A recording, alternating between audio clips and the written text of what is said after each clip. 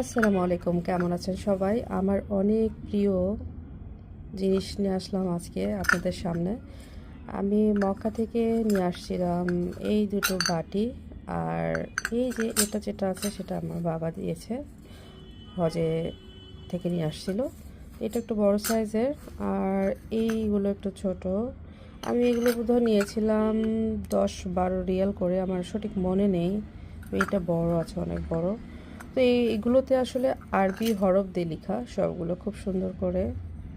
আমরা বাংলাদেশিরা যেটা করি যে এই সুন্দর বাটিগুলোর মধ্যে অনেক সময় পানি টানি দিয়ে আমরা কি করি যে পানিটা খাই, কারণ হচ্ছে অনেকে ভাবে যে এখান থেকে অনেক অসুখ বিসুখ ভালো হয়, যেহেতু আরবি হরফ দেওয়া আছে এটা মনে করে।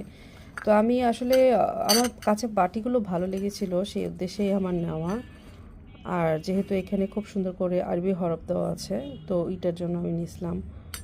ভাল লাগে, আমার কাছে ভীষণ ভাল লাগে বাটিগুলো। এটাতে বোধহয় আমি পানি রাখছিলাম, তো কালারটা একটু ইয়ে হয়ে গেছে, ডিসকালারের মতো মনে হচ্ছে।